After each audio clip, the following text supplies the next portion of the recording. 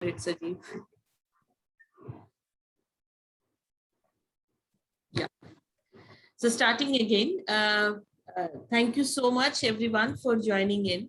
My name is Madhushri, and today's session would be taken by Atul and Bobby, right? Bobby, you are taking along with this. So Atul and Bobby, and it's an interesting topic about how do you support people to get the benefits from their professional life. So it is about employee benefit if he has been in service, and it is also about if a person has been on business, then it becomes a little more complicated. How do I know how much to give, how much to receive, who owes me money, whom do I owe money? So we are going to look at all of that, and hopefully it would be giving you the baby steps to get the things together. But before we start, I would request all of you to join me in paying respects to my brother-in-law, Deepu Chakravarti.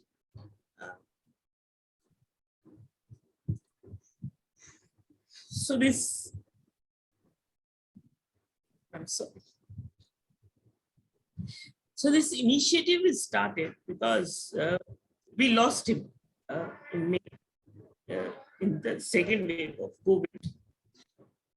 And I'm witnessing the struggle. My friend, like he's my brother-in-law because he's my childhood friend's husband. So sorry, I didn't expect that case to come like this.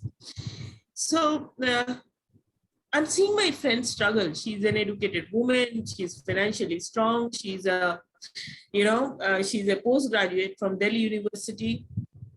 Yet she has the struggle to get just to know how to take my next steps. So that's what has initiated this initiative called I Am Power. Just request my colleagues, would you support me and this beautiful souls, Atul, Bobby, Saji, Harbans, Anu, Manoj, they have joined me. Support and just bring people certain information that we know which can be of help and use. And why I'm remembering him today is his birthday. And I would be logging out in about half an hour. We will be going to a old age home just to remember him.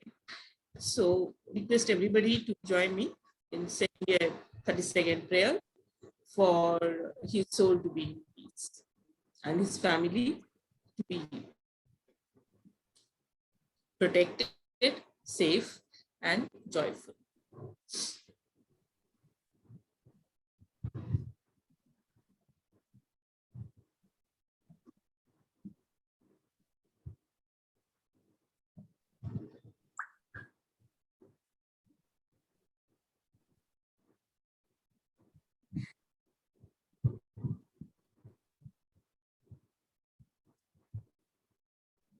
Okay, thank you, friends, and I'm sorry for these tears.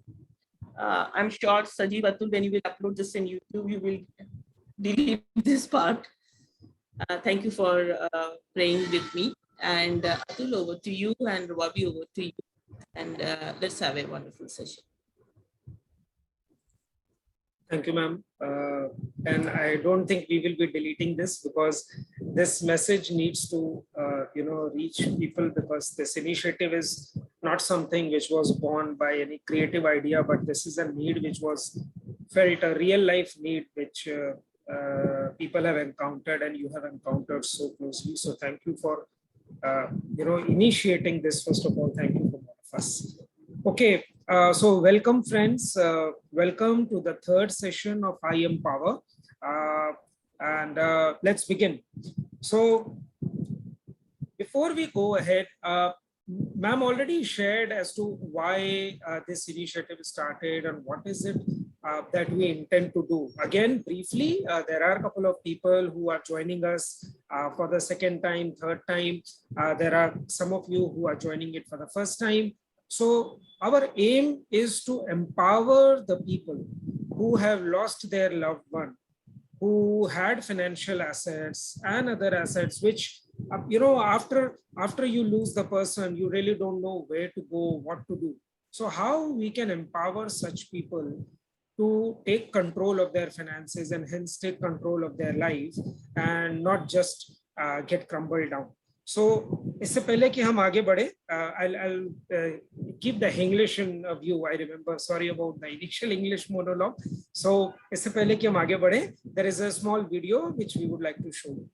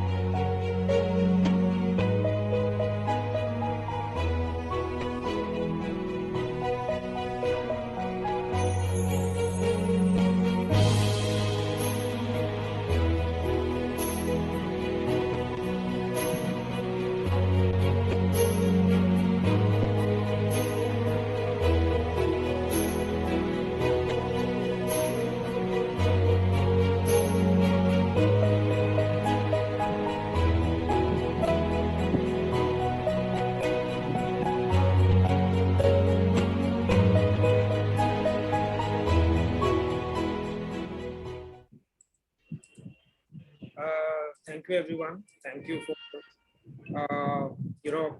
watching the video. Now, in order to give you a rough estimate as to why this initiative is also important and what is the quantum और कितना पैसा ऐसा है जो लोगों को मिलना चाहिए, लोगों तक पहुंचना चाहिए, it should reach the families, but still वो पैसा कहीं ना कहीं पड़ा रहता है unclaimed wealth के फॉर्म. So ये सारा डेटा हमने लेटेस्ट इकोनॉमिक टाइम्स की एक रिपोर्ट आई थी वहां से लिया है.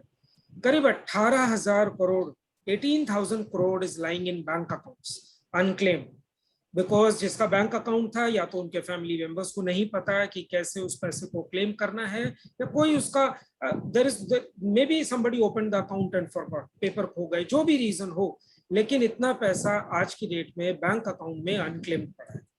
देन करीब 15,000 करोड़ ऐसा है जो इंश्योरेंस कंपनीज के पास पड़ा हुआ है अनक्लेम्ड, जिसको हमें पे करना है, जिसकी मैच्योरिटी हो चुकी है या तो, लेकिन उसका भी कोई क्लेमेंट नहीं है.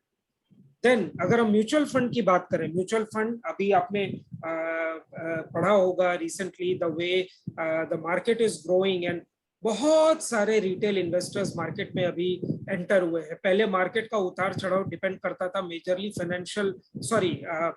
इंस्टीट्यूशनल इन्वेस्टर्स पे डिपेंड करता था, चाहे वो डोमेस्टिक हो या फॉरेन इंस्टीट्यूशनल इन्वेस्टर हो, बाहर की कंपनियां जो पैसा लगाती हैं. लेकिन अब रिटेल इन्वेस्टर्स की एक बाढ़ सी आ गई है. There is a whole flood of retail investors coming in. इतना पैसा मार्केट में आ रहा है, लिक्विडिटी इतनी ज्यादा बढ़ गई है, उसके बावजूद आप देखिए करीब 18,000 करोड़ रुपए ऐसे हैं जो म्यूचुअल फंड में, इनएक्टिव म्यूचुअल फंड पोर्टफोलियो में पड़े हुए हैं. एंड देन अगर हम प्रोविडेंट फंड की बात करें, प्रोविडेंट फंड जहां पे लोग अपनी सेविंग करते हैं for their retirement, for their golden years, जब वो कमाएंगे नहीं तब उनको पैसा मिलेगा, उस पैसे से वो अपनी बची हुई जिंदगी गुजर करेंगे, वहां पे भी अप्रोक्सीमेटली 26,000 करोड़ रुपए वहां पे भी अनक्लेम्ड पड़ा है.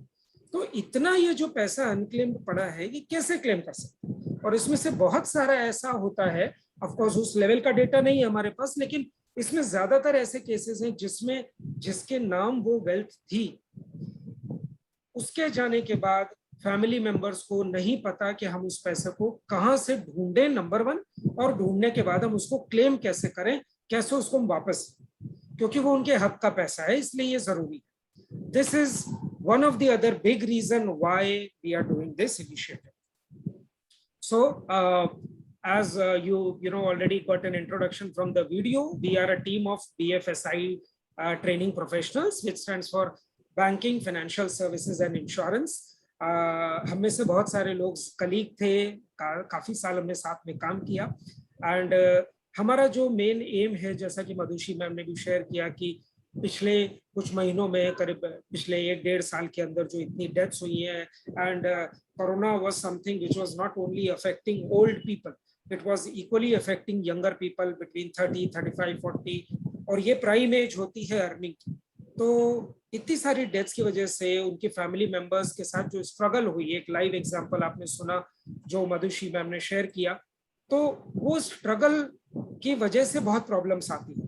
तो हमारा ये था कि हम उस स्ट्रगल को कम कैसे कर सकते हैं। सो हमारा विजन है कि हम लोगों को इन सेशंस के द्वारा एम्पावर करें so that they know what to do.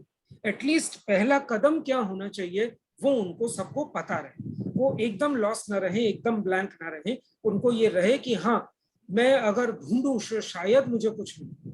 Generally अगर किसी फैमिली के पास कोई अर्निंग मेंबर चला जाता है और मान लीजिए बैंक में उसके 50-60 हजार रुपए पड़े हैं, कितने दिन उससे खर्चा चलेगा। लेकिन अगर वहीं उसको ये पता चले कि उसकी एक 10 लाख की इंश्योरेंस पॉलिसी, आप सोच सकते हैं वो 10 लाख रुपए उस फैमिली के लिए कितना मायने रख सकता है।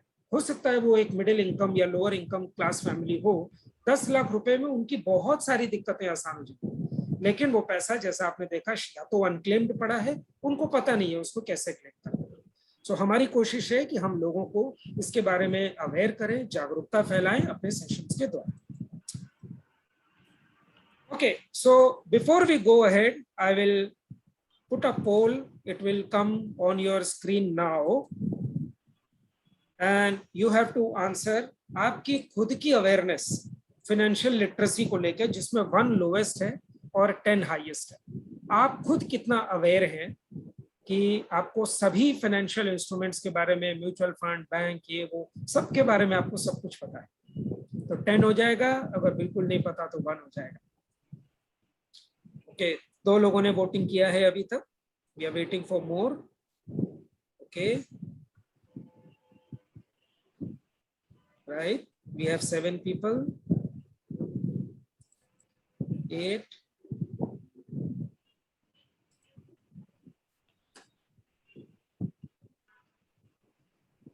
Okay, 5 more seconds। जिन्होंने वोटिंग नहीं किया वो वोट कर सकते हैं।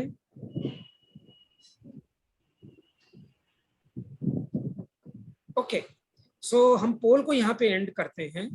सो आप देख सकते हैं कि करीब 13% लोग ऐसे हैं जो 1 to 3 के बीच में हैं, which is very low in terms of awareness.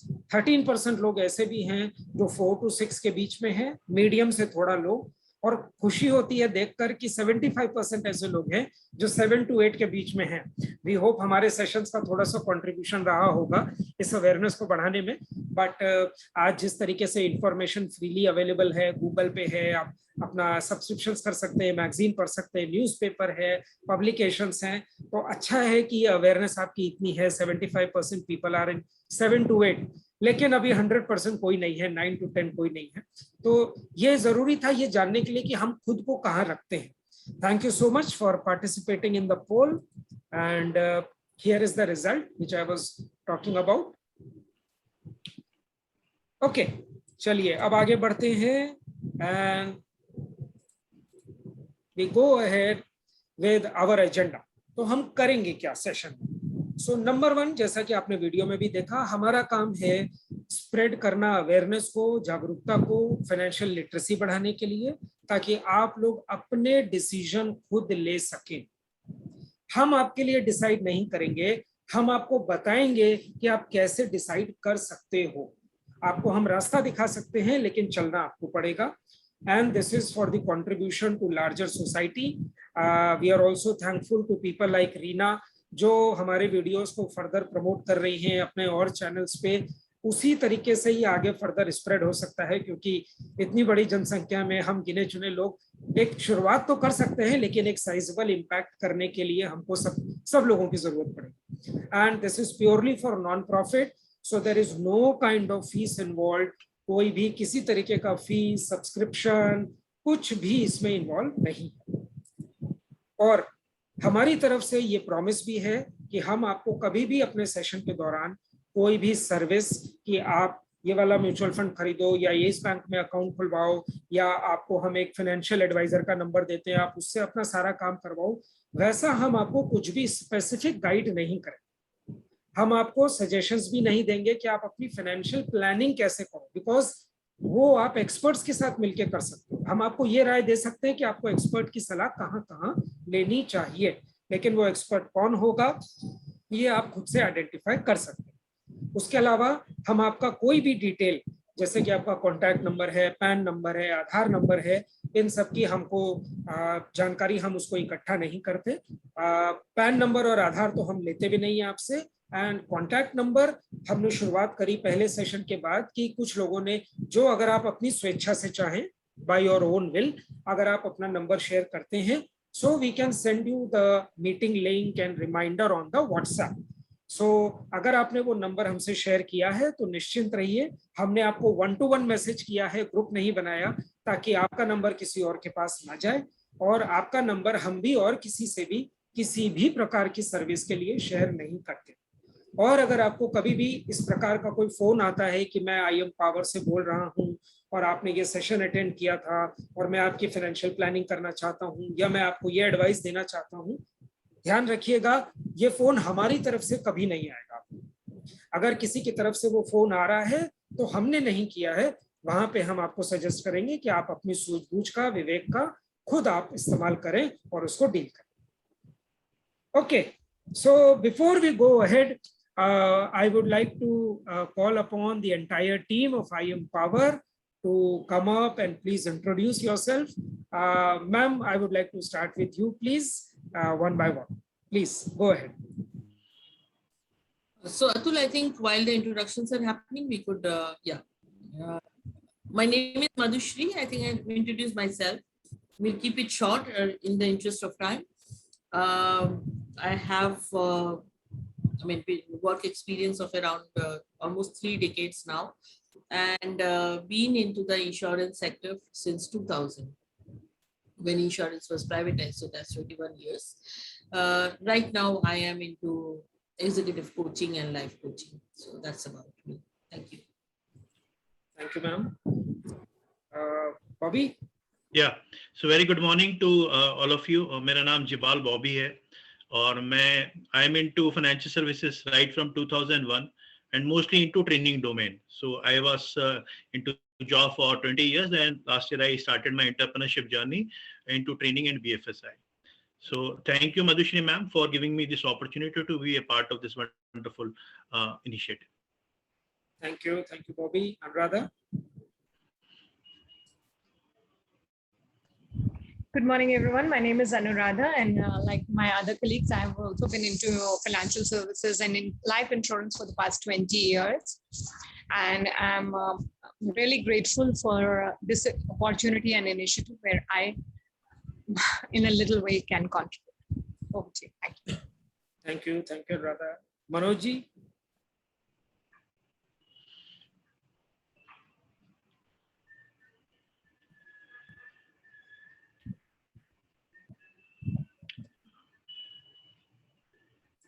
Manoj ji, आप म्यूट पे हैं। Presently, I am in banking consultant with a small finance bank, and what you call so the CSR part of that bank, we cover about the financial literacy and the health literacy program in rural India. Thank you, Manoj ji. Okay, myself Atul Goyal. Atul, Sajeev is there. Sajeev also. अच्छा, सजीव ने rename नहीं किया. Sorry, I was looking for IM Power. I'm sorry. सजीव ने किया rename. I'm so sorry. Sajeev, please go ahead. Thank you, Atul. Good morning, everyone. Sajeev here. Sajeev Kailal, been with the financial industry for last 21 years. Been part of the training under the great leadership of Madhushri. Enjoyed being there. Enjoying being here also for this wonderful initiative. Thank you. Thank you, Sajeev. And my name is Atul Goyal. I have been in this financial services industry in insurance sector for last 17 years. Worked in life insurance, general insurance, and health insurance. And training is my passion. And this is one of the opportunity where we get to connect with people and कुछ अच्छा करने का जिसका real life impact हो रहा है. So thank you, ma'am, and thank you everyone for your support, and thank you to all the participants for joining and making this successful. Let's continue with the session, and I also welcome people who have joined in the last 5-10 minutes. Thank you for joining us. Okay, so Here is a quick summary, or you can say an overall view of the 5 sessions. The program 1 and program 2 we have already finished, and today we are conducting the third program, wherein we will identify the rights of the legal heir of a deceased employee या business person. So अगर कोई आदमी employee था या lady employee थी, किसी company में नौकरी करते थे, तो उनके जाने के बाद उनके जो लीगल एयर्स हैं, जो उनके उत्तराधिकारी हैं, उनके क्या क्या हक होते हैं, वो कैसे आइडेंटिफाई कर सकते हैं चीजों को, या अगर जाने वाला बिजनेस में था तो उस केस में हम कैसे बिजनेस रिलेटेड उसकी जो चीजें थी वो हम आइडेंटिफाई कर सकते हैं. तो ये हमारा आज तीसरा सेशन हो रहा है. इसके बाद हमारे 2 और सेशंस होंगे. प्रोग्राम 4 जिसमें हम बात करेंगे PPF, mutual fund, equity etcetera से रिलेटेड इंस्ट्रूमेंट्स के बारे में, कि कैसे उनको आइडेंटिफाई करें और क्लेम करें. और हमारा जो लास्ट प्रोग्राम इस सीरीज में होगा वो बात करेगा रियल एस्टेट के बारे में, और ऑल्सो अबाउट लोन्स के बारे में. क्रेडिट कार्ड, मंथली सब्सक्रिप्शन होते हैं आजकल, टैक्स लायबिलिटी, उससे रिलेटेड हम उसमें बात करेंगे. इन प्रोग्राम्स की जो डेट होंगी प्रोग्राम 4 और प्रोग्राम 5 की, वो आपको ईमेल के द्वारा या व्हाट्सएप के द्वारा सूचित कर दी जाएंगी. जो लोग हमारे साथ ऑलरेडी जुड़े हैं प्रोग्राम 1, प्रोग्राम 2 और प्रोग्राम 3 के लिए, अगर आपने एक भी प्रोग्राम हमारे साथ किया है तो आपका ईमेल आईडी हमारे पास है. हम आपको प्रोग्राम 4 के लिए इनवाइट करेंगे ही. फिर भी आपसे रिक्वेस्ट रहेगा कि जब रजिस्ट्रेशन लिंक इसका ओपन होगा तो आप उसको और आगे स्प्रेड करें. ओके, सो आज का टॉपिक जैसा मैंने बोला, actionable for the family when the deceased is an employee और अ बिजनेस पर्सन. सो ये आज का हमारा सेशन है, and I would now hand it over to Bobby. Bobby, over to you. Yeah, thank you. And I will be your navigator for the slides. Just keep sure. next and I will move. Thank you. Yeah, sure. So by the end of this program, you will be able to identify the rights of the legal heirs if the deceased person was an employee or business person. So I will take you through in case if the deceased person is an employee, and the later part will be covered by Atul. So let's see. Next slide, please. Yeah. So actionable for the family when deceased is an employee. So अगर employ का death हो गया है तो उनके family को क्या करना चाहिए, what are actionables, we will discuss one by one. So there are few points need to be check from the employer of the deceased. तो सबसे इंपॉर्टेंट बात यही है कि जो एम्प्लॉयर है उसके पास में सारी इंफॉर्मेशन है एम्प्लॉय की. सो उसके साथ में हमको there are few things which we need to check. तो number 1 is EPF, employ provident fund. As we all know, EPF जो होता है एक स्कीम होता है और इसको एक्ट 1952 के तहत ये काम करता है. और इसमें जो कंट्रीब्यूशन होता है एम्प्लॉय एंड एम्प्लॉयर का, it is 12% of the employ basic salary and dearness allowance towards EPF. So जो सैलरी स्लिप होती है उसके अंदर नॉर्मली ईपीएफ कितना कंट्रीब्यूशन हो रहा है वो सैलरी स्लिप में मेंशन्ड होता है. सो फैमिली को they need to check records अगर अवेलेबल है घर में तो उसमें दे कैन इजीली चेक कि ईपीएफ में कितना कंट्रीब्यूशन हो रहा है. That is one thing. And second, अपने एम्प्लॉयर के साथ भी चेक कर सकते हैं. Then there is a universal account number which is known as UAN. So all subscriber of EPF can access their PF accounts online and perform functions with like withdrawal and checking EPF balance. So आजकल बहुत easy हो गया है because जैसा आधार एक number होता है unique, वैसे ही यूनिवर्सल अकाउंट नंबर होता है फॉर पीएफ. सो वहां पे जाके बहुत इजीली चेक किया जा सकता है, ऑनलाइन चेक किया जा सकता है. और ये जो यूनिवर्सल अकाउंट नंबर है बहुत कन्वीनियंट है, और ईपीएफ के जितने भी मेंबर्स होते हैं उस पोर्टल पे जाके लॉग इन कर सकते हैं, अपना अकाउंट क्रिएट कर सकते हैं, उनका डिटेल्स वहां पर रहता है. Next slide please. सो ये पोर्टल है employ provident fund organisation India, screenshot दिया गया है. और ये 12 डिजिट का नंबर होता है जो कि ईपीएफ से मिलता है. और you can get your UN through your employer. तो जो एम्प्लॉयर होता है वो ये नंबर दे देंगे डिसीज के फैमिली को. और एज आई मेंशन्ड अर्लियर, जो सैलरी स्लिप होता है उसमें ऑलरेडी ये नंबर मेंशन्ड होता है. और अगर आपको लॉगिन करने में मुश्किल आ रहा है सो आप उसके लिए पोर्टल पे चले जाइए, आपको एम्प्लॉयर से डिटेल मिल जाएगा. और आप पोर्टल पे चले जाइए, यहाँ पर लिंक दिया गया है. आप अगर गूगल पे सर्च भी करेंगे तो आपको ये पोर्टल मिल जाएगा. और वहां पर जाके आप रजिस्ट्रेशन कर सकते हैं यूएएन नंबर के through. UAN number you will easily get from your the deceased employer. So ये बहुत ही इजी है. रजिस्ट्रेशन करने के बाद you can log in and you can check whatever details are there. तो उसमें जो भी बैलेंस होता है वो भी आप चेक कर सकते हो, जो भी इसमें इंटरेस्ट क्रेडिट्स हुए हैं वो भी आप चेक कर सकते हो. All details are there in the portal, EPFO portal, which is like very easy to operate and easily available on internet. Next slide please. Bobby, before we go ahead, एक सबके लिए इंफॉर्मेशन है कि हम जो भी आपको आज दिखा रहे हैं, बता रहे हैं, उसका हैंडआउट भी आपको मिलेगा सेशन के बाद. सो आप नोट्स बना रहे हैं, बहुत अच्छी बात है. अगर आप बहुत ज्यादा नहीं लिख रहे हैं तुरंत, तो आप बस ध्यान से सुनिए, आपके जो सवाल होंगे वो पूछिएगा. बट चिंता मत करिए, ये सारी चीजें आपको हैंडआउट के फॉर्म में ईमेल पे आ जाएंगी. राइट. तो you can see here right side में जो हमने स्क्रीन शॉट दिया हुआ है, वहां पर यूएन नंबर लिखा हुआ है, नेम है, डेट ऑफ बर्थ है, father's husband's name, mobile number, qualification, whatever information is provided by employer, all information is there. In case वहां पर अगर आपको इंफॉर्मेशन पूरा नहीं मिल रहा है, सो आप एम्प्लॉयर को ईमेल कर सकते हैं. They will update it, because वो अपडेशन इज इम्पॉर्टेंट. ईपीएफओ से पैसा निकालने के लिए दैट इंफॉर्मेशन इज इम्पॉर्टेंट. सो आप उनको, जो भी एचआर होता है एम्प्लॉयर का, आप उनको ईमेल करेंगे तो definitely they will update those information.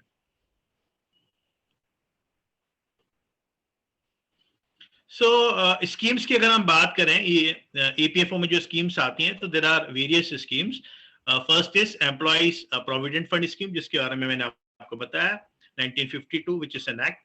And then there is one more scheme which is known as employees pension scheme, 1995 में आया था ये, which is known as EPS. And third is employees deposit linked insurance scheme, and जिसको EDLI भी बोलते हैं short form में, 1976 में आया था ये. So हम इसके बारे में बात करेंगे in coming slides more about all these three. Next slide. So now question here is कि अगर डेथ हो गया है एम्प्लॉय का, so how family can claim EPF money? So when a person is dead, the beneficiary of the deceased employee can proceed with the process of withdrawing the EPF money. So जो भी beneficiaries हैं वो पैसा withdraw कर सकते हैं. The first right is of the nominee who was mentioned in the EPF. तो EPF account जो भी होता है एम्प्लॉय का, उसमें नॉमिनेशन इज मस्ट. बिना नॉमिनेशन के पैसा विड्रॉ नहीं किया जा सकता है. तो वहां पर नॉमिनेशन ऑलरेडी होगा, तो पहला जो हक बनता है वो नॉमिनी का बनता है, जो ऑलरेडी जिसको मेंशन किया गया ईपीएफ अकाउंट में, and he is able to withdraw the money from the account. And in case if nomination is not there, again that need to be done through an employer, and again family need to connect with the employer to update those details. तो ये बहुत important है, because बिना nomination के वो process नहीं करता है. Next point please.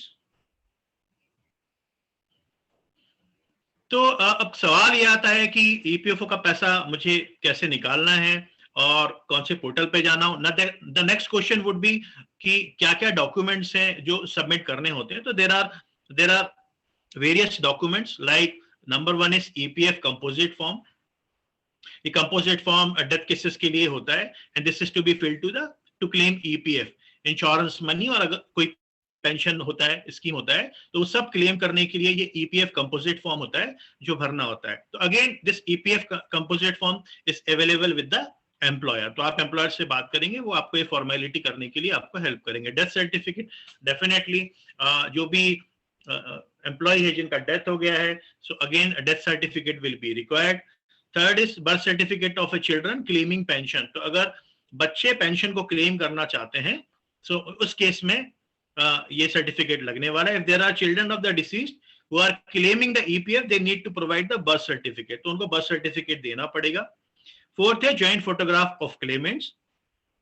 तो अगर क्लेमेंट्स एक से ज्यादा हैं तो उनका ज्वाइंट फोटोग्राफ लगता है इनका, and this is to make sure that there is no fraud in the name of the claimant. So there is a formality, ताकि किसी प्रकार का कोई फ्रॉड ना हो, इसलिए फोटोग्राफ लगता है.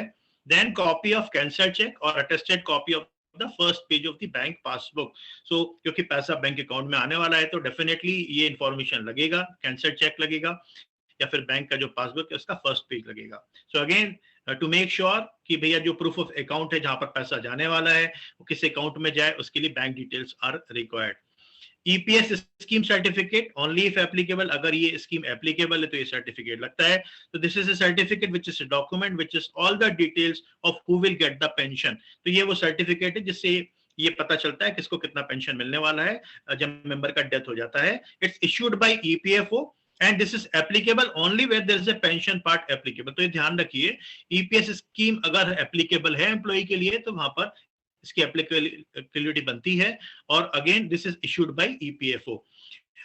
One more important point again here is कि ये जो प्रोसेस है, because I told you in earlier slide कि आपको ये सारा ऑनलाइन एक्सेस ऑलरेडी अवेलेबल है. आप जब चाहेंगे EPFO की साइट पे तो वहां पर ऑलरेडी ये सारी इंफॉर्मेशन आपको मिल जाएगी कि कितना पैसा है वहां पर और विड्रॉ करने का प्रोसेस क्या है.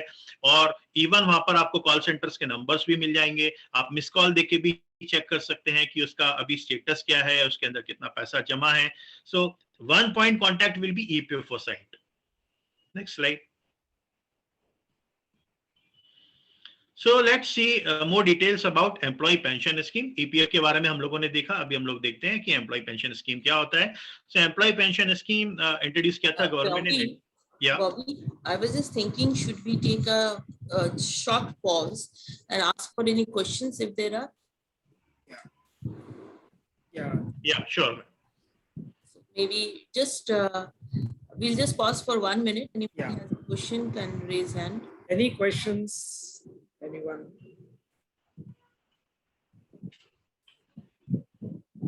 So chat box में ऑलरेडी किसी ने लिंक भी शेयर कर दिया है EPFO का, which is good. यश ने शेयर किया, थैंक यू यश. नॉमिनेशन के बारे में यश ने लिखा है. और So there is a guide, I think, which is being हाँ. shared. Yeah. So WhatsApp number तो बॉबी जिस नंबर से आपने व्हाट्सएप मैसेज भेजा था, रीना ने उस पे भी कुछ लिंक शेयर करे, वो वीडियोस वाले. अच्छा, that is Sure. Okay. So any question guys, कोई किसी का कोई भी क्वेश्चन है अभी तक जो बॉबी ने कवर किया? मल्टीपल. तो क्वेश्चन है चैट बॉक्स में, how to identify if employ has multiple. तो मल्टीपल यूएन नहीं हो सकता है, पॉसिबल नहीं है. It's like Aadhaar.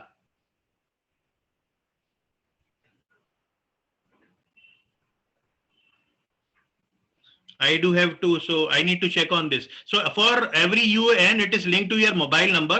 So अगर आपके दो अकाउंट है तो डेफिनेटली आप शायद दो मोबाइल नंबर यूज कर रहे होंगे. So through those mobile number, you can definitely get access of both the UN accounts. So ये मेरा बेसिक अंडरस्टैंडिंग है. जस्ट टू ऐड कि यूएएन जो है आपका पीएफ से लिंक होता है. पीएफ का भी अकाउंट नंबर होता है. तो पीएफ का भी जो नंबर होता है वो डिफरेंट हो सकता है. बॉम्बे में कांदीवली का एक अलग हो सकता है, बांद्रा का अलग हो सकता है पीएफ नंबर. लेकिन होता क्या है कि जब आप जैसे कोई जॉब आपने ज्वाइन करी, उसके बाद आपने कोई दूसरी जॉब ज्वाइन करी, अगर वहां पे आपने नहीं बताया है कि मेरा ऑलरेडी पीएफ अकाउंट चल रहा है, तो वो पक्का नया पीएफ अकाउंट खोल देंगे. और नया पीएफ अकाउंट, और अगर आपका मोबाइल नंबर भी डिफरेंट है तो फिर वो पकड़ में नहीं आएगा. तो वाइल वी अंडरस्टैंड कि आपके पास दो यूएएन नंबर हैं, but for safety and security of the family it is critical कि अगर हम एक यूएएन नंबर रखेंगे तो बहुत अच्छा होगा. क्योंकि हम में से कोई भी ये नहीं चाहेगा कि कल को हमारी फैमिली को अगर जरूरत पड़ी और उनको एक यूएएन मिल भी गया, तो वो एक यूएएन मिलने के बाद वो सिर्फ बैठ जाएंगे. वो ये नहीं कोशिश करेंगे कि शायद इसका दूसरा यूएएन भी था, क्योंकि जनरली नहीं होता है लोगों का. But your point is valid, but ये थोड़ा सा डेंजरस चीज है. तो यूएएन नंबर एक ही रखना चाहिए. इसके लिए डिस्क्लोज करना पड़ता है कि आपको ऑलरेडी कहीं पीएफ चल रहा है तो उसी को ट्रांसफर करा सके. जैसे मेरे 3 पीएफ अकाउंट ट्रांसफर हुए थे, बट मेरा यूएएन नंबर एक ही है. Right. I hope that answers the question. Law is same. Law is same. आपका जो आधार के लिए लॉ है, पैन कार्ड के लिए लॉ है, that is applicable for UAN as well. Thank you, ma'am. Thank you for joining us and inspiring us. We will see you in the next session.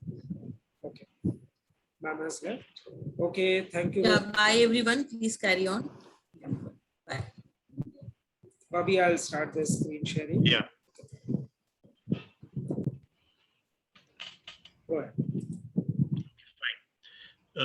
So now coming to the employee pension scheme government ने introduce किया था 1995 में, और obviously इसके पीछे जो intention था वो था ऑर्गेनाइज सेक्टर के जो एम्प्लॉइज हैं उनको हेल्प करने के लिए. So all employees who are eligible for employee provident fund scheme will also be eligible for EPS. तो नॉर्मली ऐसा होता है कि जो भी प्रोविडेंट फंड के लिए एलिजिबल होते हैं वो EPS के लिए भी एलिजिबल होते हैं. सो अगेन इसका इंफॉर्मेशन एम्प्लॉयर से मिल जाएगा, बिकॉज इसका कोई फिजिकल डॉक्यूमेंट नहीं आता है. मतलब I have not seen any physical document जो एम्प्लॉय को मिलता हो. This is as per the record of the employer. Next slide please.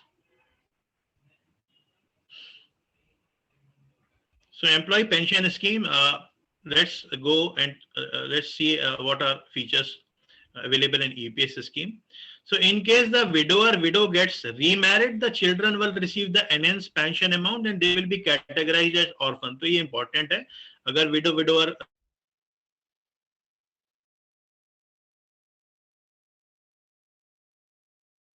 Hello, Bobby, we lost you. We lost the audio. Employees who are enrolled in the EPF, in previous slide की automatically उनका enrollment हो जाता है EPS में, and the minimum monthly pension amount that the individual will receive is ₹1000. तो depending कि भैया EPS का जो फंड है EPS का, जब डेथ हुआ था उस टाइम तक कितना फंड था, उसके बेसिस पर उसका पेंशन डिसाइड होता है. सो इसका जो मिनिमम अमाउंट है दैट इज ₹1000. So again, इसका जो डिटेल है एम्प्लॉयर से मिलेगा. They will share statement with the family. उस स्टेटमेंट से family can come to know कि what is the fund and how much pension they will receive, because this will be converted into an annuity, immediate annuity. Next slide.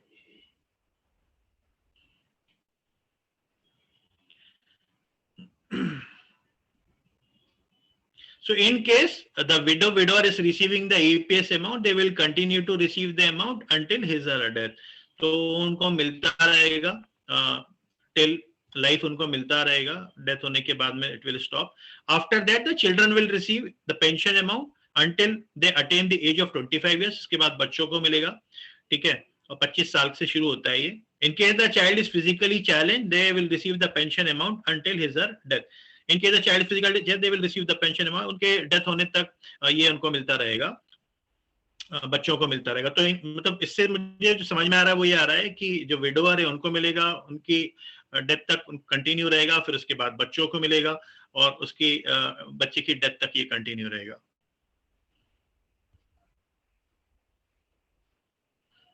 Then coming to EDLI, Employee Deposit Linked Insurance Scheme. तो जैसे कि नाम से आपको समझ में आ रहा होगा, employees deposit linked insurance scheme.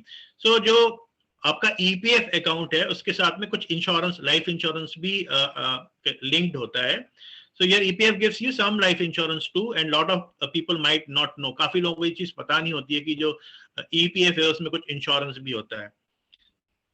So in case a company is not providing group life insurance cover to its employees, in that case the employee is given a life cover through EPF. So there are two things. So mostly क्या होता है कि जो employer होता है वो group life insurance भी देता है, term insurance होता है, normally होता है ये. But in case अगर वहां पर group life insurance नहीं है, so उस केस में जो employee है उसको life cover मिलता है through EPF. तो ये important point है. Either they will be covered through a group insurance which would be given by an employer. In case अगर उन्होंने नहीं दिया हुआ है तो EPF में भी उसको life insurance मिलता है with effect from 28/4/2021. मतलब अभी से ही शुरू हुआ है ये. चेंजेस आया है इसके अंदर. EPF has increased the maximum benefit to ₹7 lakh. तो इसका जो लिमिट था वो अभी बढ़ा दिया गया है from 21, और अभी इसका जो लिमिट है वो बढ़ाकर 7 लाख रुपया कर दिया गया है. तो दैट मीन 7 लाख रुपए तक का इंश्योरेंस, एक्स्ट्रा इंश्योरेंस EPF वो देता है एम्प्लॉय को इन केस अगर उसका ग्रुप इंश्योरेंस नहीं है. So again this can be claimed and this is an extra feature which is already available. So again इसको क्लेम करने के लिए you need to connect with the employer. अभी I have a question. So in case अगर employer ने group life insurance ले रखा है और वो प्रोविडेंट फंड का भी पैसा काट रहे हैं, तो उसको दोनों मिलेगा ना अगर एम्प्लॉय की डेथ होती है तो? नहीं, अगर उसको ऑलरेडी इसमें लिया हुआ है ना, उसने ग्रुप इंश्योरेंस लिया हुआ है उसने, अगर पैसा काट रहा है तो दोनों मिलेगा, पैसा नहीं काट रहा है तो नहीं। So just for the information of everyone, employee provident fund से जो आपको EDLI ये जो इंश्योरेंस मिल रहा है 7 लाख रुपए तक, इसके लिए एक्स्ट्रा प्रीमियम सरकार काटती नहीं है। ये अगर आपका प्रोविडेंट फंड चल रहा है तो आपका ये इंश्योरेंस ऑलरेडी है। Bobby, am I right? Yes, yes, yes. Okay, I'll go. So that is an added advantage which is given by government. अभी employer तो already पैसा काट के दे रहा है, तो that is an extra insurance which is given by employer. So EDLI claim procedure की अगर मैं बात करूं, so the amount payable can be claimed by the nominee. Again, nominee claim कर सकता है. In case there has been no nominee named, the surviving family members of the deceased. तो अगर nominee नहीं है तो जो surviving family members हैं वो claim कर सकते हैं.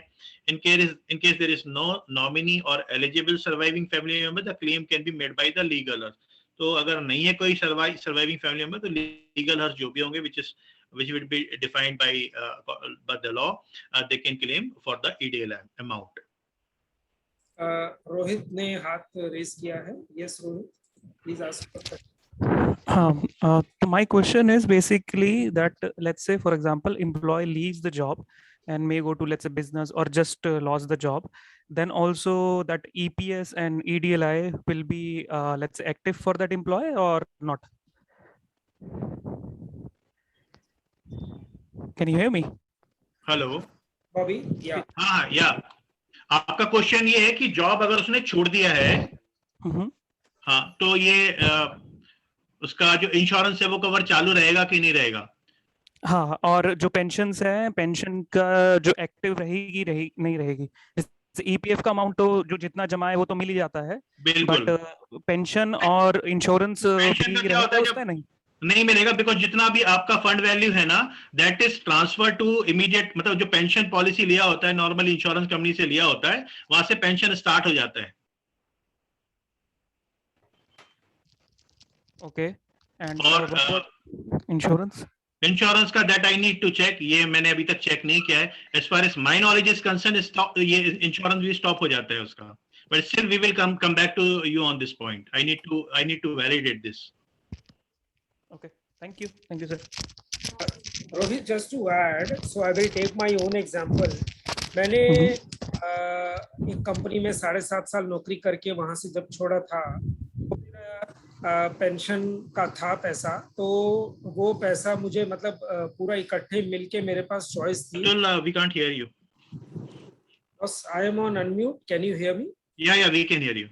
Okay, so I am saying, मैं अपना एग्जांपल ले रहा हूँ रोहित, कि मैंने एक कंपनी में 7.5 साल नौकरी करने के बाद जब मैंने छोड़ा था, तो प्रोविडेंट फंड मैंने वहां से ट्रांसफर कराया था, लेकिन जो पेंशन वाला पार्ट था तो वो मुझे पूरा ट्रांसफर मेरे कहने पर वो कर दिया गया था LIC की एक पॉलिसी में, जहां से मैंने पेंशन लेनी शुरू कर दी थी।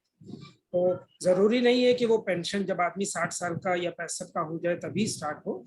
सो वो पेंशन मेरी सन 2014 से अभी तक चल रही है, तो वो चलती रहेगी। छोटा सा अमाउंट है, बिकॉज उस समय तक अमाउंट भी बहुत कम हुआ था, तो करीब 1800 रुपए महीना मेरा हर महीने पेंशन आता है। तो वो पेंशन आपकी, यू आर राइट, वो स्टार्ट हो जाएगी उसी अमाउंट से। ठीक है, if that answers your question. So I also want to add this one point here, because मैं भी employment में था 21 years, last year मैंने job छोड़ा, right? So same story, मेरा जो pension है, that account has been shifted to the insurance company and pension has been started. This is one. Second is, अभी तक मैंने pension का, sorry, EPF का जो fund है वो withdraw नहीं किया है। So मैं EPFO में जो अपना जो online portal है वहां पर भी check किया हूँ। So I didn't find any information कि job छोड़ने के बाद if I am into a business, there is any extra insurance which is available for me. But still, I will check this more and I will come back to you on this. Before we move ahead, may I request other IM Power team members कि अगर हम parallelly ये चीज अनुराधा, सजीव, if anyone can check कि नौकरी छोड़ने के बाद मेरा प्रोविडेंट फंड मैंने पूरा विड्रॉ नहीं किया है, तो क्या जो उसमें EDLI है, इंश्योरेंस है, मेरा उसमें चालू रहेगा क्या? If you can parallelly check, we will be able to answer this question before the session. Right. Thank you. Yeah, Bobby, I'll move to the next. Sorry, thank you. और एक just one confirmation सो जैसे जो pension है वो continue रहेगी if we switch the job, है ना? वो ऑप्शन ही नहीं, करना ही पड़ेगा वो, है ना? हाँ ठीक है सर, वही पूछ रहा था। Thank you.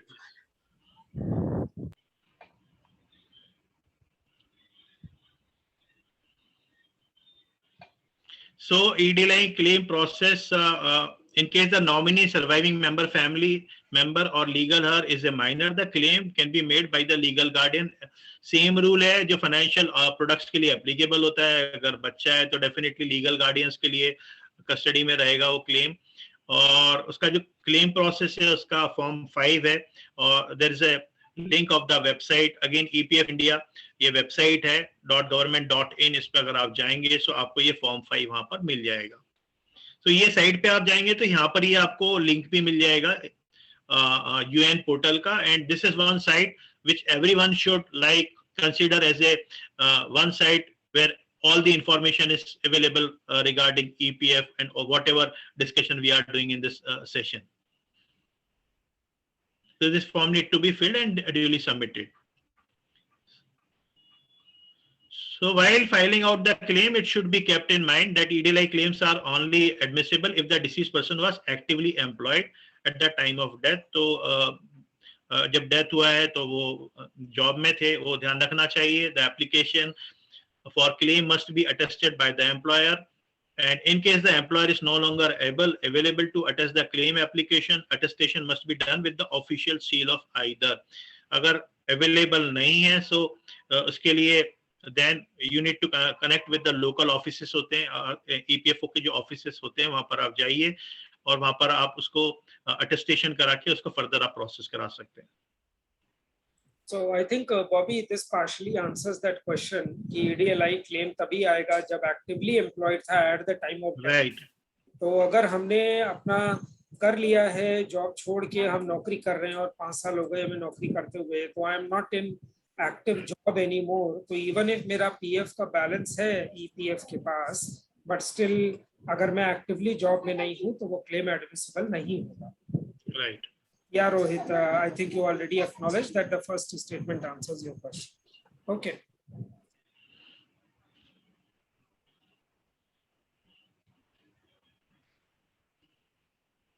Features and benefit of EDLI scheme. So claim amount under the EDLI scheme is 30 times the salary. तो ये एक फॉर्मूला दिया गया है यहाँ पर कैसे कैलकुलेट होता है, and salary is calculated as basic salary plus DA. तो 30 times वो एक फॉर्मूला है, it's like a thumb rule. So there will also be a bonus of 1,50,000 which will also be payable at the same time as the claim amount. 1.5 lakh रुपए तक का bonus भी है जो मिलता है इसके ऊपर। The quantum of coverage is directly link to the salary of the employ. तो जो एम्प्लॉय की सैलरी है फॉर्मूला ऊपर ऑलरेडी दिया गया है, उसके हिसाब से ये कैलकुलेशन होता है। So there is no fix amount which is there, this is calculated basic salary and DA of the employ. इसका एनुअल मतलब बट मैक्सिमम लिमिट इसका 7 लाख है, करेक्ट? 7 लाख है, या और ये जो हम बोल रहे हैं 30 टाइम्स द सैलरी, ये मंथली की बात हो रही है सैलरी की या एनुअल सैलरी की बात हो रही है? Basic salary. हाँ, बेसिक सैलरी मंथली या साल की?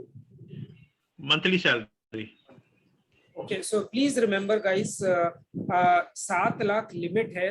ये 30 टाइम्स इसलिए बनाया गया है क्योंकि लो इनकम वेजेस वाले भी लोग होते हैं जिनका महीने का सैलरी 8,000 10,000 भी होता है, तो उनके लिए है कि कम से कम एक मिनिमम अमाउंट तो उनका रहे, बहुत ज्यादा छोटा भी ना हो, बट मैक्सिमम लिमिट इसकी 7 लाख है।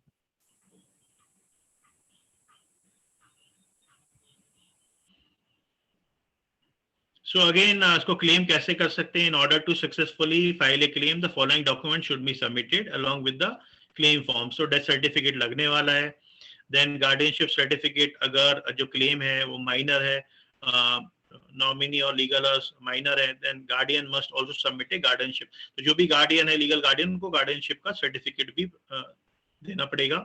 Succession certificate if the claim is being made by legal heir of the deceased, तो सक्सेशन सर्टिफिकेट लगेगा अगर लीगल हर उसको क्लेम कर रहे हैं तो। कैंसल चेक, वो मैं ऑलरेडी जो बैंकिंग फॉर्मेलिटी होती है of the bank account of the claimant in which claims funds are to be deposited. So these are the formalities which need to be done to get the claim as far as EDLI is concerned.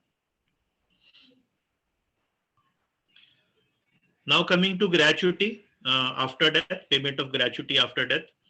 So a person is entitled for gratuity 1 year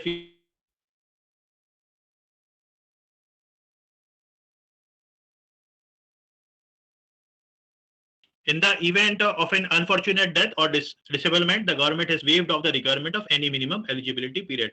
So death के case में, disablement के case में ये waive off किया है government ने. The gratuity amount depends upon the tenure of service and last drawn salary. तो हमको ये पता है gratuity depend करता है कितने साल काम किया है और उनका last drawn salary कितना था, उसके बेसिस पे कैलकुलेशन होता है. नॉर्मली इसका जो थंब रूल है, महीने के आप 14 दिन पकड़ लो, का जो भी अमाउंट होता है बेसिक सैलरी का, that is the amount multiplied by the number of years. So that is the total amount for the gratuity. Again, ये भी जो अगर एम्प्लॉय है तो ये इंफॉर्मेशन आपको एम्प्लॉयर से मिल जाएगी. ग्रेचुटी का भी आप स्टेटमेंट ले सकते हैं, तो आपको पता चल जाएगा कि कितना ग्रेचुटी का फंड अवेलेबल था एम्प्लॉयर के पास में. So now Paul, over to you because yeah. Time for the next poll. Question आप सबको दिख ही रहा है स्क्रीन पे, और ये मैं ओपन करता हूं आपके इनपुट के. सो 12 डिजिट का यूएएन नंबर आपको कहां से मिल सकता है? यूएएन पोर्टल से या एम्प्लॉयर से या दोनों से?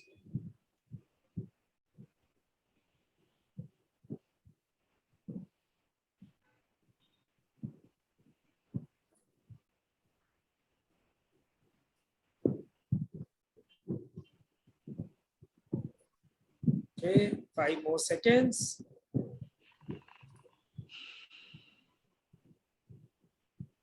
Okay, so Bobby, please tell the correct answer.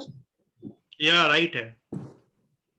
Okay, so दोनों से मिल सकता है. That is the correct answer, and thank you. Everyone has answered correctly.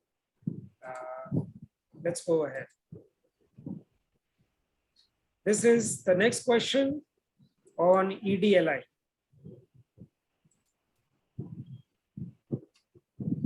So 28/4 से 21 से EPFO ने अपनी इंक्रीज कर दी है लिमिट मैक्सिमम बेनिफिट EDLI में. कितने लाख रुपए तक का इंश्योरेंस इसमें मिलता है? 5 लाख, 10 लाख, 7 लाख या 3 लाख? ओके,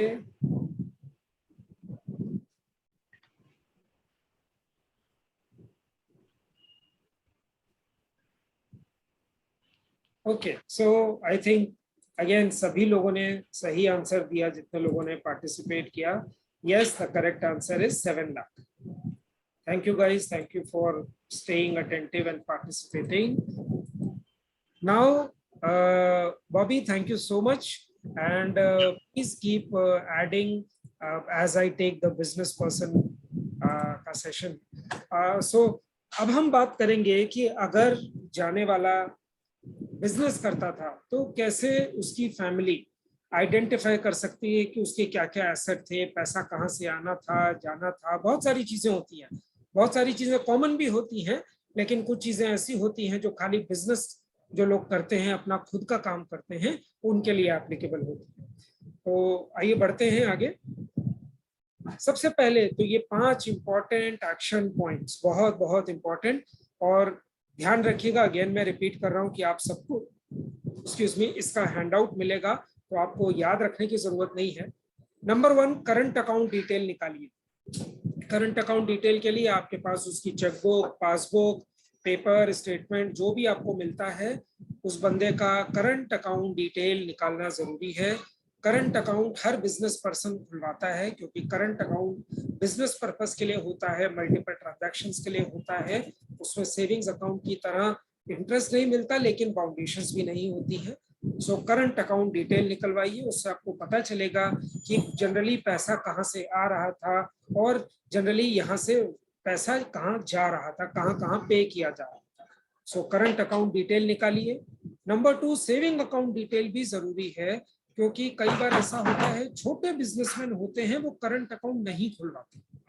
करंट अकाउंट के लिए कुछ मिनिमम रिक्वायरमेंट्स मीट करनी पड़ती है, लेकिन कुछ ऐसे बहुत छोटे बिजनेसमैन होते हैं या खुद का कुछ का इतना छोटा काम कर रहे हैं कि उनको करंट अकाउंट की इतनी रिक्वायरमेंट नहीं है.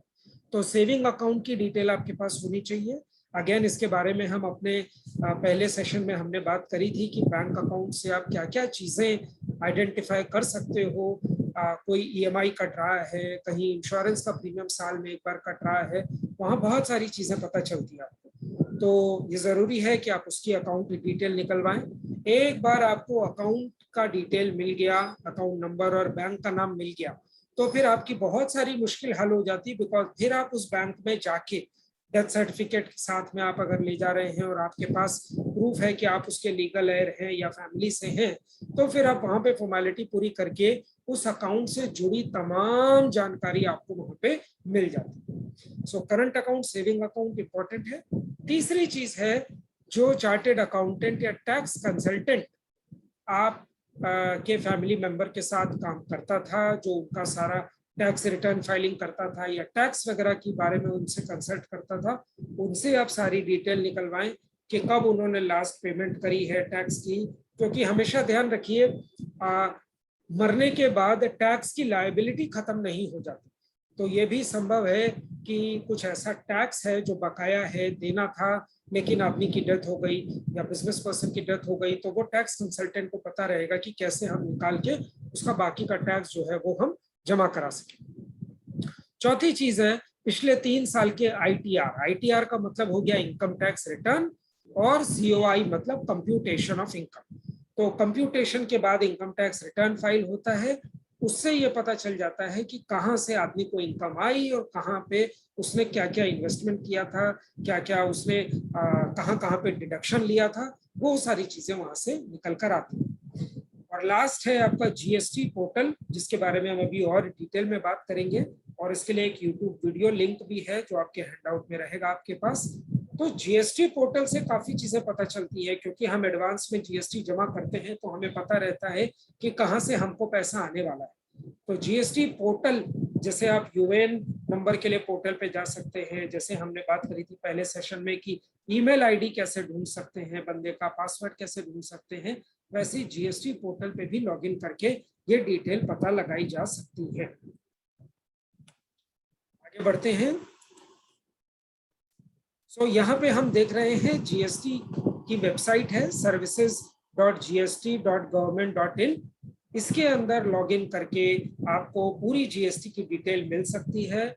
ऑफ कोर्स अगर आप पासवर्ड भूल गए हैं या यूजर नेम भूल गए हैं, तो देखिए दोनों तरफ रेड एरो जो बना है उसके दोनों तरफ लेफ्ट साइड में फॉरगॉट यूजर नेम है और राइट साइड में फॉरगॉट पासवर्ड है।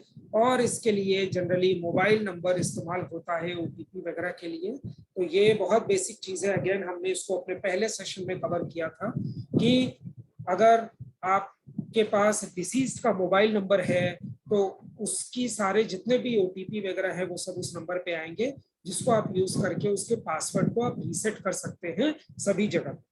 तो यहाँ पे आप फॉरगॉट पासवर्ड या फॉरगॉट यूजर नेम करके अकाउंट को आइडेंटिफाई करके आप उसकी जीएसटी की डिटेल निकाल सकते हैं। सब कुछ ऑनलाइन कर दिया है गवर्नमेंट ने, बहुत इजी है। लेकिन अगर कहीं आप फंसते हैं तो ये इंपॉर्टेंट है कि जो आदमी जिसके साथ आपके फैमिली मेंबर कंसल्ट करते थे टैक्स के लिए, उनसे आप इसके बारे में सलाह लें, हेल्प लें। आपके चार्टर्ड अकाउंट हो सकते हैं या फिर टैक्स कंसल्टेंट हो सकते हैं। अब बात हो रही है कि कैसे हम टीडीएस और टैक्स डिटेल को कैसे चेक कर सकते हैं। तो टीडीएस या Rohit, please go ahead, you have a question. Sir मेरा ये क्वेश्चन है, जो हम चेक कर रहे हैं, जैसे जीएसटी की बात हुई या इनकम टैक्स की बात हुई, तो डिसीज का मोबाइल नंबर जैसे यूज होता है, right? So are we legally can do that legally? Is it legal? Because हो सकता है कि डिसीज के काफी सारे लीगल हेयर्स हो और उसमें या we should inform income tax या GST department first that this is the this and then we are using the mobile, like how should we proceed on a legal ground? Okay, so that's a very valid question and I think एक lawyer इसको ज्यादा अच्छे से answer कर पाएगा। मैं practical aspect से इसको आंसर करने की कोशिश करता हूँ यहाँ पे। पहली चीज तो ये कि सबसे ये जो हम एक्टिविटीज जो पहले सेशन, दूसरे सेशन और आज तीसरे सेशन में हम बात कर रहे हैं, ये सभी एक्टिविटी हमको जल्दी से जल्दी कंप्लीट करनी चाहिए, डिले नहीं करनी चाहिए। ठीक है।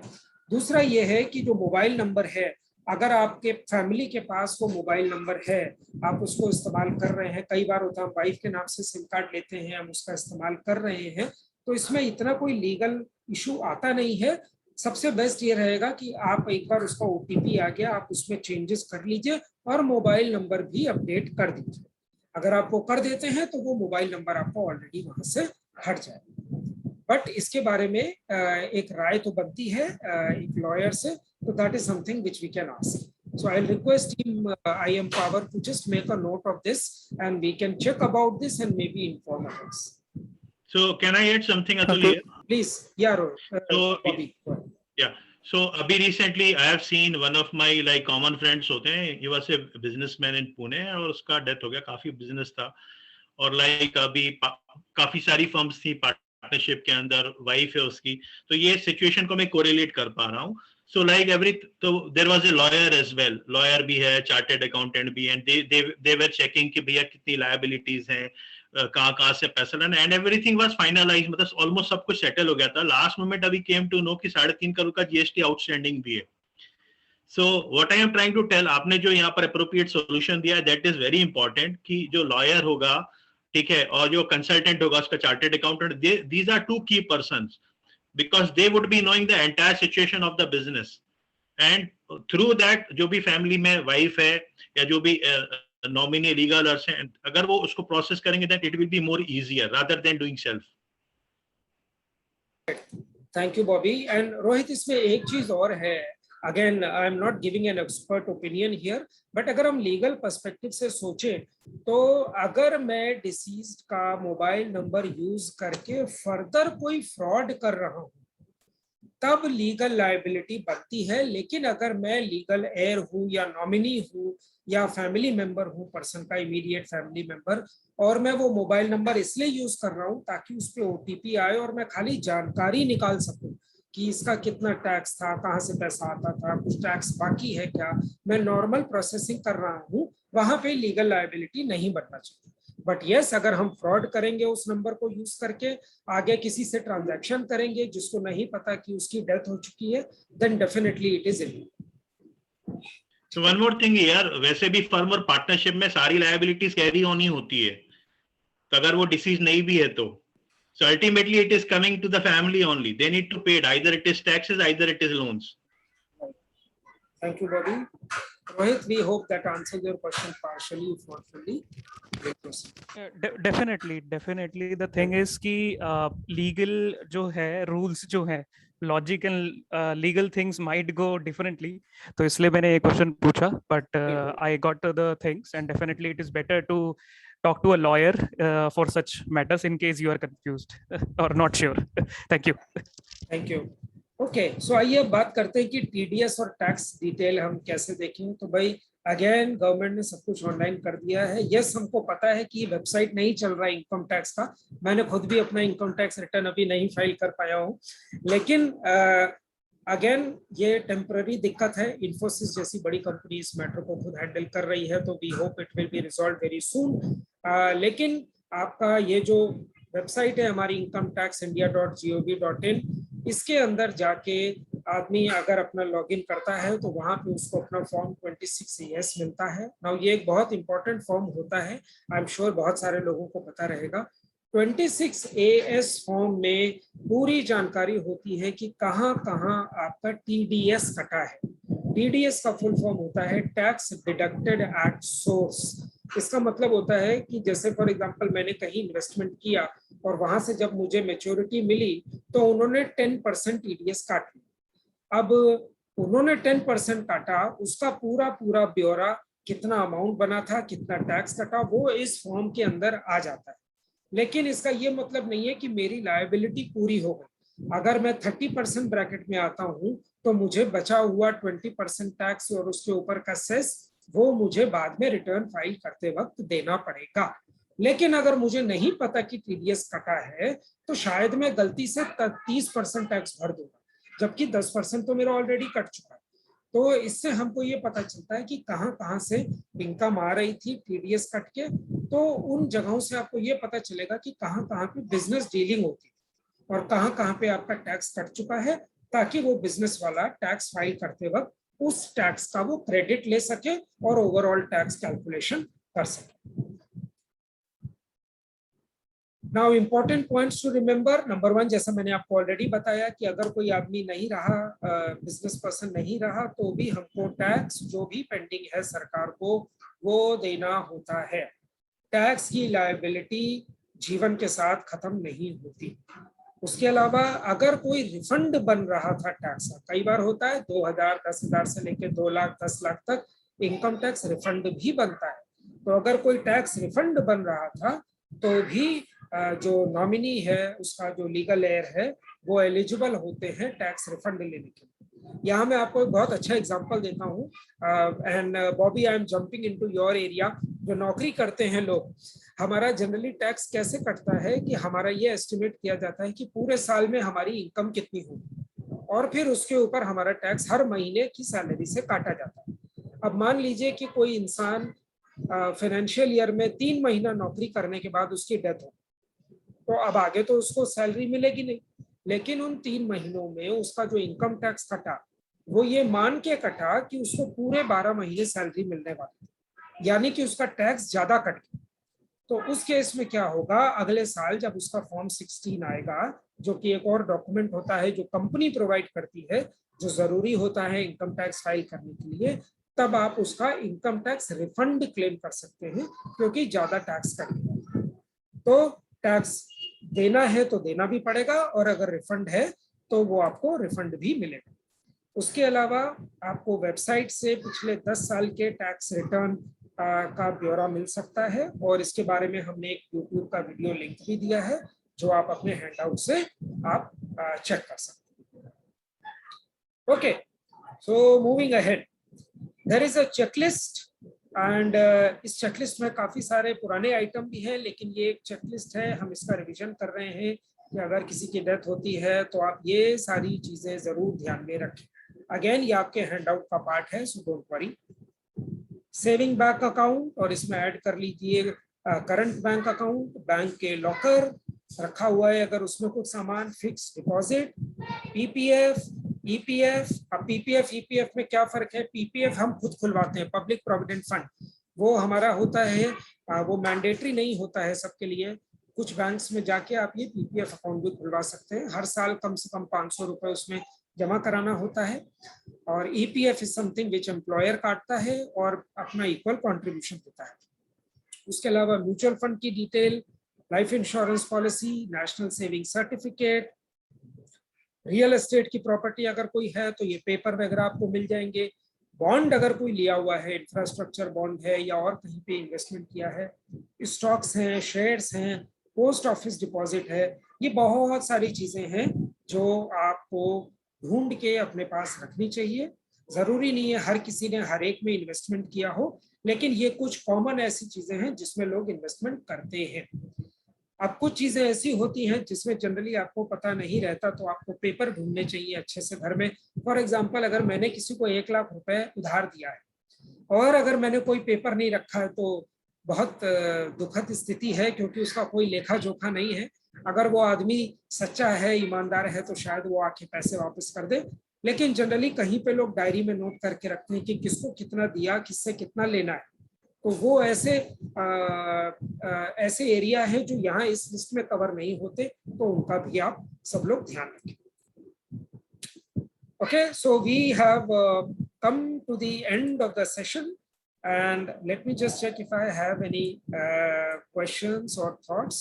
Okay, Rohit, so thank you so much for also mentioning about gold, cryptocurrency, invoice discounting. So gold वगैरह अगर आपका रखा हुआ है, Rohit, would you like to speak? हम चाहेंगे कि आप इसके बारे में बात करें. Please unmute and speak. Go ahead. Yeah, so I just want to add there are other things as well, जैसे gold bonds है जो RBI issued bonds हैं, या gold होता है, कई बार आपने ले लिया, डिजिटल गोल्ड आजकल काफी चल रहा है, तो वो ऐड है। इनवॉइस डिस्काउंटिंग आई थिंक वो बहुत रेयरली कोई कर रहा होगा, क्योंकि इनवॉइस डिस्काउंटिंग इज समथिंग वो है। और क्रिप्टो करेंसी आजकल इथेरियम और बिटकॉइन एंड एवरीथिंग वो भी काफी डायनामिकली आ रहा है। तो देयर आर मेनी थिंग्स, और जैसे आपने बोला कि जो भी है आप लिख के रखे तो बेटर रहता है। उसके अलावा सर मेरा एक क्वेश्चन था, firstly I just want to pause for 5 seconds. Right, so my question is on a practical basis अगर मैं बात करूं तो यूजुअली क्या होता है कि हम ज्यादातर ये ढूंढना चाहते हैं कि जैसे जो लिस्ट है उसमें सारी चीजें हमारी एसेट्स हैं, बट यूजली जो लाइबिलिटीज होती हैं उस पर हम ध्यान नहीं देते। जैसे टैक्स की बात करिए जो हमें ध्यान देना चाहिए, लेट्स से अगर कोई देता नहीं है तो how can institute, let's say income tax या GST, let's say government as such, how they can find if a person is dead और not, firstly, right, and what actions they can take.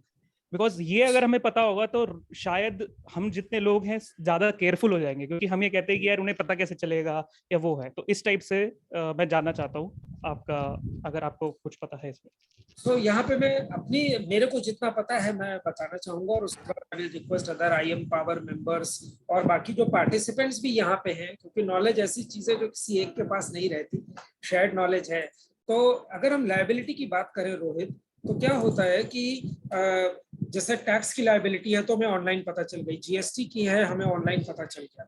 लेकिन अगर मान लीजिए मुझे किसी को पैसे देने हैं, मैंने उधार लिया है, पेपर पे नहीं है, तो वो बंदा जब तक मुझे ढूंढता नहीं हुआ नहीं आएगा, फैमिली मेंबर को नहीं पता। या अगर मैंने किसी को बता रखा है, अगर मैंने अपनी वाइफ को बता रखा है कि भाई मैंने इससे पैसे उधार लिए हैं, मुझे इसको देना है, तो मेरी वाइफ को याद रहेगा। नंबर 2, जहां तक लीगल एक्शन की बात होती है, मान लीजिए अगर कोई होम लोन आपका चल रहा है, तो होम लोन में EMI है, आपने बैंक से लोन लिया हुआ है। हमने अपने पहले सेशन में जब डिस्कस किया था कि बैंक स्टेटमेंट है, आपका ईमेल है, उससे सबसे आपको आइडेंटिफाई होता है कि आपके बैंक से पैसा कहाँ कहाँ जा रहा है। अगर आपने कहीं पे दिए हैं पैसे तो वो ट्रांजैक्शंस को देखना बहुत जरूरी है।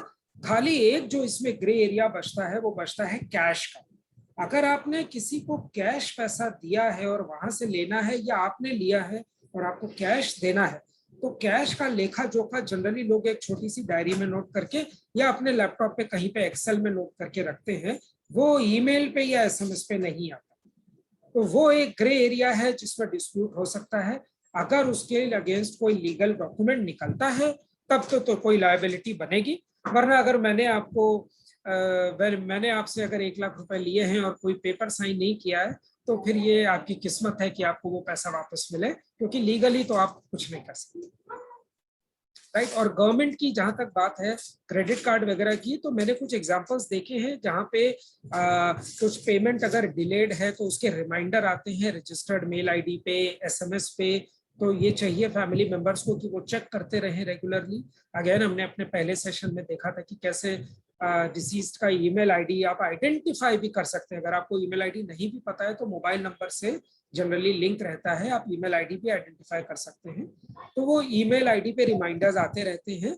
बट अगर बाद में ये प्रूव होता है कि डिसीज की डेथ हो गई थी, तो वो जनरली उतना इंटरेस्ट वेव ऑफ कर देते हैं, बट बाकी जो आपको उस डेथ के अमाउंट टाइम तक पे करना था वो आपको पे करना पड़ेगा।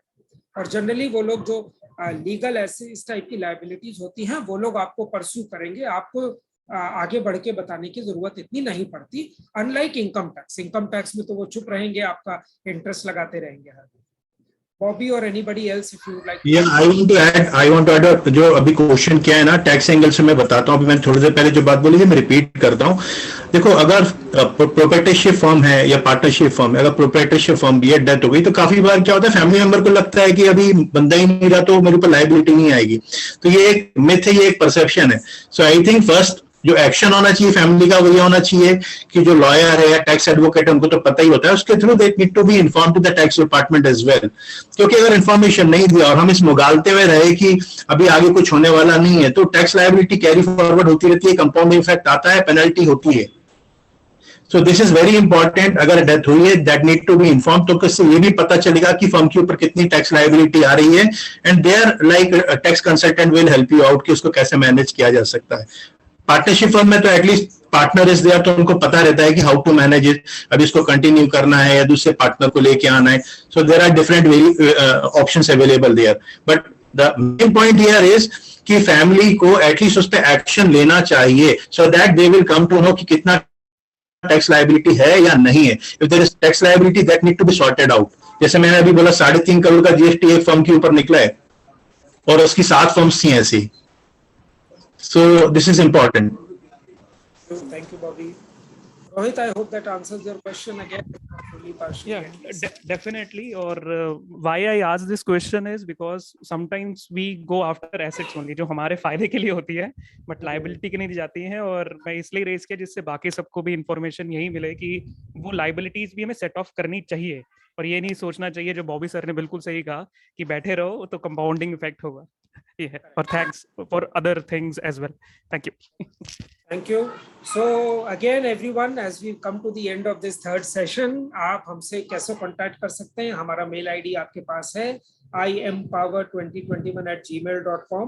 अगर आपको और कोई query होता है, question होता है related to the topic within the session, या और कोई चीज अगर आप हमसे पूछना चाहते हैं इस सबसे related, तो आप हमको email कर सकते हैं. Within 3 working days हमारा maximum tat है ये. Generally हम लोग 1 day के अंदर reply कर देते हैं, लेकिन 3 वर्किंग डेज के अंदर you can expect a response from us. Okay, so moving on to Q&A, while Rohit has been actively participating, thank you Rohit for making this a lively and interactive session. I would also like to call upon all the other participants, अगर कोई भी question है किसी का इस stage पे, या कोई आप शेयरिंग करना चाहें कोई इंसाइट, तो please go ahead. I also understand some of you have just joined us in last 10 minutes. So I hope आप लोग रिकॉर्डिंग देख सकेंगे. हम आपको रिकॉर्डिंग का लिंक शेयर करेंगे बाद में, तो आप लोग रिकॉर्डिंग देख सकते हैं. Any questions, anyone?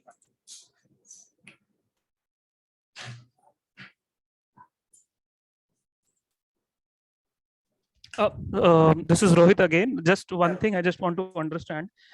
Real estate और जैसे, और I will say simple movable assets जो है हमारे, या immovable assets जैसे real estate हो गया या vehicles वगैरह होगी, उसका भी सर सेशन अभी planned है या हो चुका है? I missed the second session, तो No worries.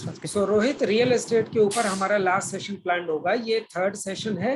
चौथा सेशन हमारा म्यूचुअल फंड पीपीएफ क्लेम वगैरह से रिलेटेड है. 5वां सेशन हमारा real estate. Okay, thank you.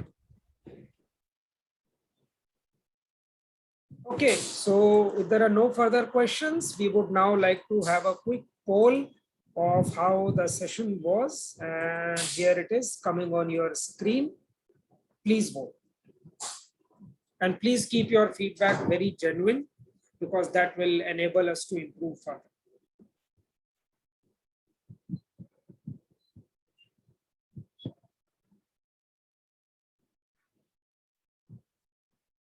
Okay, 4 of you have voted. I would request everyone to vote and provide your feedback for this session number 3.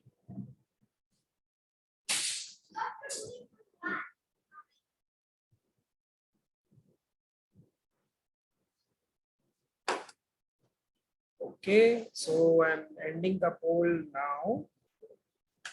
And thank you very much. Here is the result. Our endeavor is to ensure that we keep the sessions as simple as possible. We also understand कि ये जो topics हैं, अगर हम सिर्फ insurance की बात करें फॉर एग्जांपल, तो हम चाहें तो पूरे 10 दिन इस पे बात कर सकते हैं. हम में से ज्यादातर लोग जो IM पावर टीम से हैं, वो लोग इंश्योरेंस सेक्टर से ही मतलब हम लोग मिले थे, साथ में वहीं पे काम करते थे. तो इंश्योरेंस में हमारी 10-10, 12-12 दिन की ट्रेनिंग होती है. तो हमारा एम ये है कि यहाँ पे हम आपको लिमिटेड बट यूजफुल इंफॉर्मेशन दें in a simple way, which can act as a initiation for you to learn more and take informative decisions. So I will call it a session here, and thank you very much for joining us, all of you. Next session will be about identifying various schemes related to post office, PPF, mutual fund and equity, etc. और कैसे हम इसको claim कर सकते हैं. So next session की date, link सब कुछ आपको मिलेगा, and we will be sharing the registration link also. तो आप इसको आगे और लोगों को भी बता सकते हैं, और इस सेशन का कंप्लीट YouTube वीडियो लिंक भी मिलेगा, जिससे कि आप ये सेशन दोबारा देखना चाहें या अगर आपका मिस हुआ तो आप देख सकते हैं. I will request the IM Power team to stay back, and thank you everyone. Thank you everyone else for joining. Thank you. Thank you, team. Thank you all.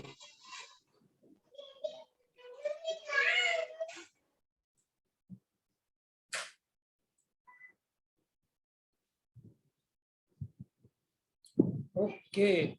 So सब लोग चले गए, मैं session stop screen sharing stop कर. Okay, hi guys. हमारा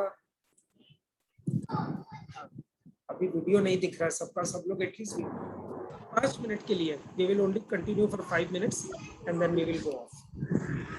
Hi Sajeev, hi Anuradha.